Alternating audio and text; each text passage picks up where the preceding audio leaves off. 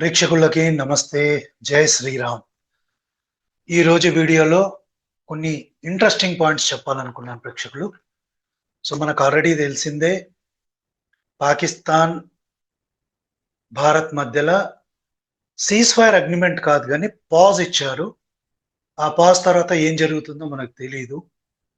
కానీ ఖచ్చితంగా భారతదేశం పాకిస్తాన్ టెర్రర్ ఇన్ఫ్రాస్ట్రక్చర్ని కానీ వాళ్ళ నేవల్ బేసెస్ని, కమ్యూనికేషన్ సిస్టమ్ని చాలా దారుణంగా దెబ్బతీసింది. ఇది మనకు కన్ఫర్మ్డ్గా తెలుసు. కానీ ఈ రోజుకి కూడా ఇంటర్నేషనల్ మీడియాలలో లేకుంటే లెఫ్ట్ ఎకో సిస్టంలో భారతదేశం ఏది సాధించలేదని, భారతదేశానికి ఎక్కువ డ్యామేజ్ అయిందని రకరకాల నెరేటివ్లు ఈ రోజుకి చేస్తున్నారు. ఇక వాళ్ళని మూర్ఖులు అందామా, లేకుంటే వాళ్ళ ప్రపగండాన్ని వాళ్ళకి వదిలేద్దామా, అది పక్కన పెట్టేద్దాం. అయితే ఫస్ట్ మనం మన దేశం, మన భారతదేశానికి శత్రువులు ఎవరు, మిత్రులు ఎవరు, ఒకటి మనం డిసైడ్ చేసుకోవాలండి. సో మన దేశానికి ఎవరు శత్రువులు అంటే పాకిస్తాన్కి సపోర్ట్ చేస్తున్న, అంటే అది మిజైల్ పరంగా కావచ్చు, ఇంకే విధంగా అయినా కావచ్చు, టర్కీ, అజర్బైజాన్, చైనా. కొంచెం మటుకు పాకిస్తాన్కి అమెరికా కూడా చాలా రోజులుగా, కొన్ని సంవత్సరాలుగా సపోర్ట్ చేస్తుంది. ఒక డెమోక్రసీకి సపోర్ట్ చేయకుండా ఒక డిక్టేటర్ కంట్రీకి సపోర్ట్ చేసి, ఒక టెర్రరిజం చేస్తున్న కంట్రీకి సపోర్ట్ చేస్తుంది అమెరికా అంటే, అమెరికా కూడా ఒక రోగ్ డెమోక్రసీ అండి. It's a rogue democracy, it's not a actual democracy. So నెక్స్ట్కి వెళ్దాం. మరి టర్కీ ఎలా సపోర్ట్ చేసింది పాకిస్తాన్కి? టర్కీ ఏంటంటే, టర్కీ డ్రోన్స్నే పాకిస్తాన్ వాడింది. అది వాడటమే కాదు, ఆ సైన్యానికి సంబంధించిన వాళ్ళు టెక్నీషియన్స్ అన్నారు వీళ్ళు. ఆ టెక్నీషియన్స్ ఎవరైతే ఉన్నారో వాళ్ళు పాకిస్తాన్కి వచ్చి they were flying the drones, అంటే అటాక్ చేయడానికి సహకరిస్తున్న వాళ్ళు ఇద్దరు.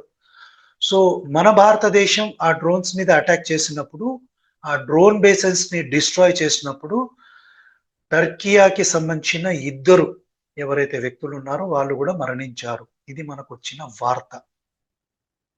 ఇదే కాదు, మనకు అజర్బైజాన్ నుంచి కూడా ఒక న్యూస్ వస్తుంది. అజర్బైజాన్ కి సంబంధించిన వాళ్ళు, those trying to intimidate us with threats and boycotts are making a huge mistake. Delhi must understand that Azerbaijan has never abandoned the path of justice and brotherhood.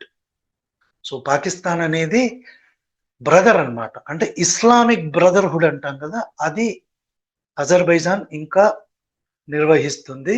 So వాళ్ళకు bond ఉంది history పరంగా అని చెప్తుంది. History పరంగా అజర్బైజాన్కి పాకిస్తాన్కి ఎలాంటి brotherhood ఉందో, bonding ఉందో నాకు తెలియదు.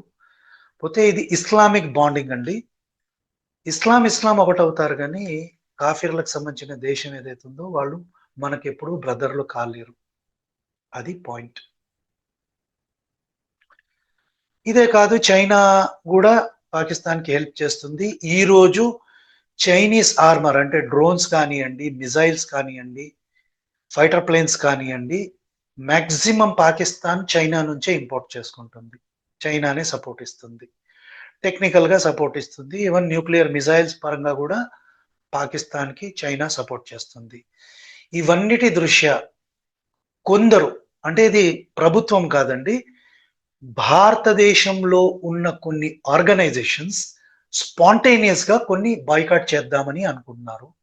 వాళ్ళు పిలుపును కూడా ఇచ్చారు. దీంట్లో ఏమున్నాయి? సో ఫస్ట్ ఏంటంటే టూరిజం అండి. సో టర్కియాకి సంబంధించిన టూరిజం ఉంది కదా, చాలా మంది భారతదేశం వాళ్ళు టూరిస్ట్ గా అజర్బైజాన్కి వెళ్తారు, చైనాకి వెళ్తారు, అలాగే టర్కీకి వెళ్తారు.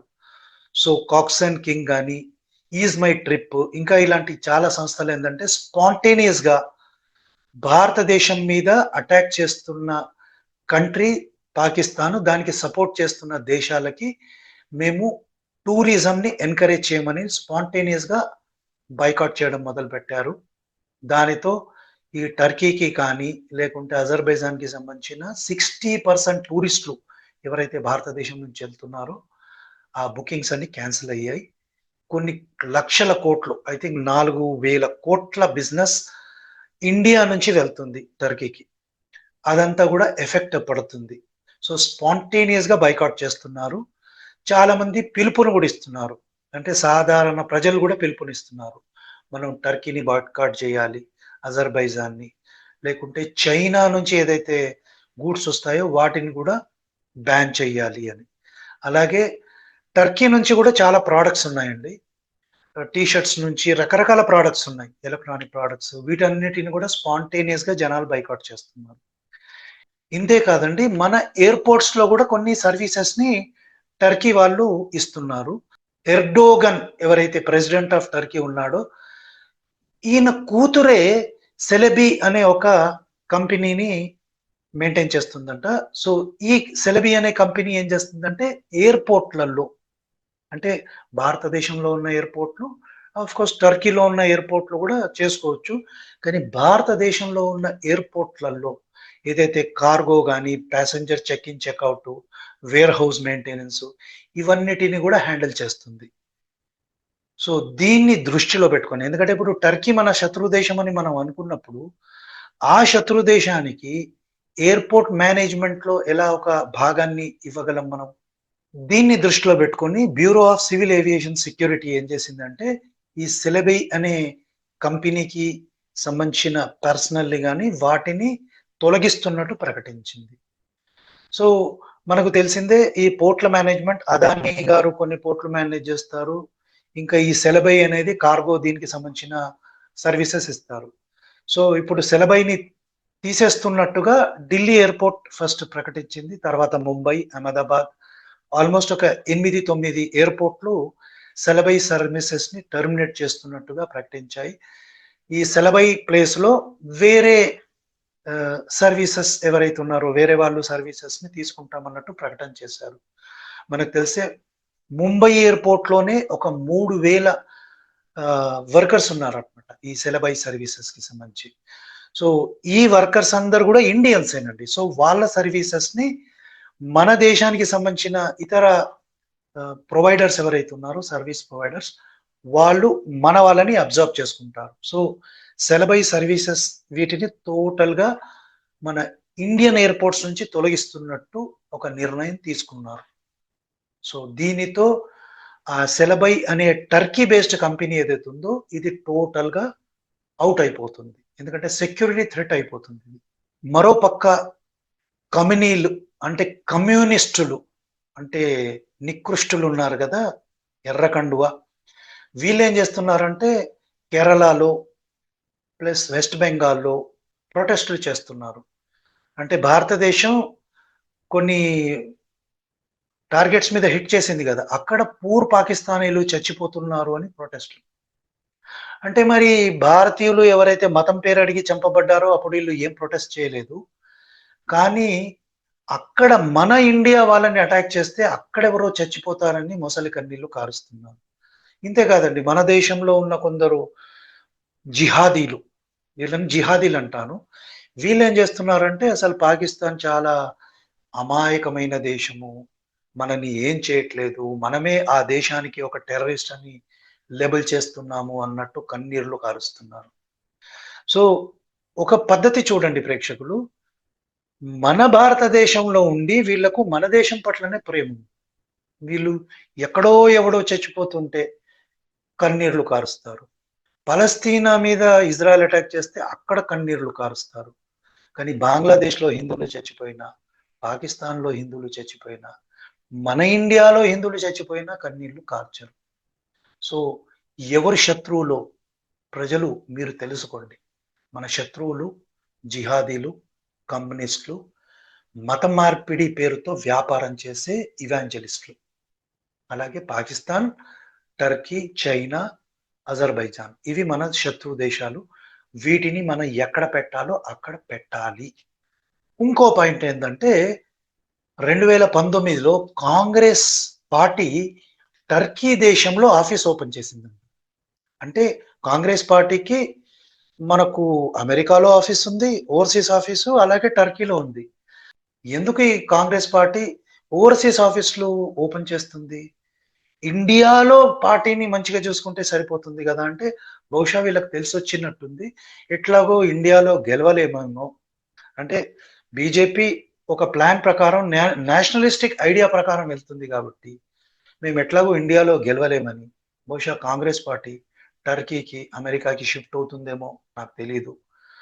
ఆ, మొన్ననే ఏదో న్యూస్ కాన్ఫరెన్స్ జరిగినప్పుడు ఆ, ఒక రిపోర్టర్ అడిగారనమాట, టర్కీ సంగతి ఏంది, టర్కీని బాయ్కాట్ చేయాలా, మరి చాలా బిజినెస్ ఎంటర్ప్రైజెస్ అన్ని బాయ్కాట్ చేస్తున్నాయి, టూరిజం కూడా బాయ్కాట్ చేస్తుంది అంటే పవన్ ఖేరా అని ఒక స్పోక్స్ పర్సన్, అలాగే జయరాం రమేష్ అనే ఒక స్పోక్స్ పర్సన్ నువ్వు చెప్పంటూ మైకులు అటు ఇటు తోయడం మనం చూసాం. అసలు కాంగ్రెస్ పార్టీ ఎంత కన్ఫ్యూజ్డ్ పార్టీ అని నేను ఇన్ని రోజులు అంటే అనుకున్నాను, కానీ ఇంత కన్ఫ్యూజ్డ్ పార్టీ అని నాకు తెలియదండి. వీళ్ళకు ఒక పాలసీ లేదు, ఒక ప్లాన్ లేదు, ఇండియాని ఏం చేయాలనే ఒక ఫ్యూచర్లో ఒక విజన్ కూడా లేదు. సో మరి ఇలాంటి పార్టీ కూడా వాటిని మనం సపోర్ట్ చేయాలా నాకు తెలియదండి. ప్రేక్షకులు మీరు డిసైడ్ చేసుకోండి. ఇది ఇంకో పక్క అమీర్ ఖాన్ది ఒక కొత్త మూవీ వస్తుంది, తారే జమీన్ పర్ అని. ఈ మూవీని కూడా బాయ్కాట్ చేయాలని ఒక మెసేజ్ మొదలైంది. ఎందుకంటే మనకు ఆల్రెడీ తెలుసు, కొన్ని సంవత్సరాల క్రితం అమీర్ ఖాన్ అనే ఈ హీరో ఎవరైతే హిందూ హేటరో, భారతదేశాన్ని కూడా హేట్ చేస్తాడో, ఈయన ఏం చేశాడంటే ఒక న్యూస్ కాన్ఫరెన్స్ లో తన వైఫ్ కిరణ్ అని ఉండింది అప్పుడు, పాపం ఆమెను కూడా వదిలేశాడు. తర్వాత ఇంకో ఆమె వచ్చింది, ఆమెను కూడా వదిలేశాడు. సో కిరణ్ కి భారతదేశంలో ఉండాలంటే భయం అయిందంట, మేము వేరే దేశానికి వెళ్ళాలని చెప్పిందంట. అరే పోరా నాయనా, నువ్వు ఆ టర్కీకి పో, లేకుంటే బెస్ట్ పాకిస్తాన్కి వెళ్ళిపో, పాకిస్తాన్కి వెళ్ళిపో, అక్కడ సేఫ్టీ ఉంది, టెర్రరిస్టులతో బతకొచ్చు. నువ్వు వెళ్తూ వెళ్తూ సల్మాన్ ఖాన్ అని ఉన్నాడు, షారుఖ్ ఖాన్ అని ఉన్నాడు, ఆ ఇద్దరిని కూడా పట్టుకపో, బెస్ట్ వెళ్ళిపోను, ఆఫ్ఘనిస్తాన్కి వెళ్ళిపో, లేకుంటే పాకిస్తాన్కి వెళ్ళిపో, టర్కీకి షిఫ్ట్ అయిపోను. నీలాంటి వాళ్ళు మాకు అక్కర్లేదు, మీలాంటి హిందూ హేటర్స్, ఇండియా బైటర్స్ మాకు అవసరం లేదు. ఇక లాస్ట్ పాయింట్ ఏంటంటే ఒక చర్చ బయలుదేరింది. అది ఏంటంటే మోదీ గ్రేటా, ఇందిరాగాంధీ గ్రేటా? ఎందుకంటే మోదీ గారు ఏం చేశారంటే ఆఫ్ కోర్స్ సర్జికల్ స్ట్రైక్, లేకుంటే బాలాకోట్ ఎయిర్ స్ట్రైక్, మరో పక్క ఈ ఆపరేషన్ సింధూర్, దీన్ని ఒక పక్క మోదీ గారు, ఇంకో పక్క ఇందిరాగాంధీ 1971 వార్, ఎక్కడైతే ఈమె బంగ్లాదేశ్ ని లిబరేట్ చేసింది. అయితే మరి ఇద్దరిలో ఎవరు గ్రేట్, ఎవరిని కంపేర్ చేయొచ్చు అంటే గ్రేట్నెస్ పక్కన పెట్టేద్దాం, కంపారిజన్ చేద్దాం. అసలు పోలిక ఉందా? నాకు తెలిసి మోదీ గారి ముందు ఇందిరాగాంధీ అసలు పోలిక చేయలేమండి. ఎందుకంటే ఇందిరాగాంధీ గెలిచింది యుద్ధంలో, బంగ్లాదేశ్ లిబరేట్ చేయడానికి లిబరేట్ చేసింది. అదే సమయంలో ఒక వేల మంది మన భారతీయ సైనికులు చచ్చిపోయారు, కొన్ని వేల మంది వికలాంగులయ్యారు, 93,000 పాకిస్తాన్ ఆర్మీ సరెండర్ అయ్యారు. పోతే మన సైనికులు కూడా కొందరు పాకిస్తాన్కి చిక్కారు. అయితే ఈమె వాళ్ళని మేపింది, ఫుడ్ పెట్టింది, అన్ని చేసింది, కానీ పాకిస్తాన్ ఆకుపై చేసిన కాశ్మీర్ని తీసుకోలేకపోయింది, కనీసం బేరాలాడలేకపోయింది. మంచి ఛాన్స్ అది. ఎందుకంటే almost half of the Pakistan was under our control. అంత మంచి పొజిషన్ లో ఉన్న ఈమె ఏ కండిషన్స్ పెట్టకుండా తాను మనం ఆక్రమించుకున్న పాకిస్తాన్ ఇచ్చేసింది, కాశ్మీర్ని తీసుకోలేదు, వేల సైనికుల్ని వదిలేసింది, వాళ్ళ పాకిస్తాన్ చేతిలో చిక్కిన మన సైనికుల్ని కూడా తీసుకోలేకపోయింది. ఒక 54 ఇండియన్ సైనికులు మిస్సింగ్, వాళ్ళ గురించి కూడా మేము పట్టించుకోలేదు. సో ఒక రకంగా చూస్తే మోదీతో కంపేర్ చేయలేము ఇందిరాగాంధీ. మోదీ గారు ఇప్పుడు ఒక సైనికుడు కూడా తప్పిపోయాడు, బిఎస్ఎఫ్ ఆయన పాకిస్తాన్కి వెళ్ళిపోతే ఆయనను కూడా తీసుకునేదాకా వదలలేదు ఆయన. అభినందన్ గారు ఎవరైతే ఎయిర్ ఫోర్స్ పైలట్, ఆయనను కూడా రిలీజ్ చేయాలి, లేకుంటే వాయిస్తామని చెప్పాడు. సో మోదీ గారితో ఇందిరాగాంధీని అయితే కంపేర్ చేయలేమండి. మంచి పొజిషన్ లో ఉండి కూడా నెగోషియేట్ చేయలేని లీడర్ ఇందిరాగాంధీ నా దృష్టిలో. సో ఈ 10 పాయింట్ల గురించి మీరు ఏం చెప్తారు ప్రేక్షకులు?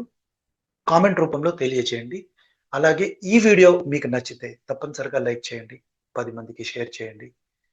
ఇలాంటి పొలిటికల్ న్యూస్‌తో, కరెంట్ అఫైర్స్‌తో నేను మీ ముందుకు వస్తూనే ఉంటాను. సో, ఈ ప్రెజెంటేషన్ మీకు ఎలా ఉందో గూడా నాకు తప్పనిసరిగా కామెంట్ రూపంలో చెప్పండి. జై శ్రీరామ్! భారత్ మాతా కీ జై!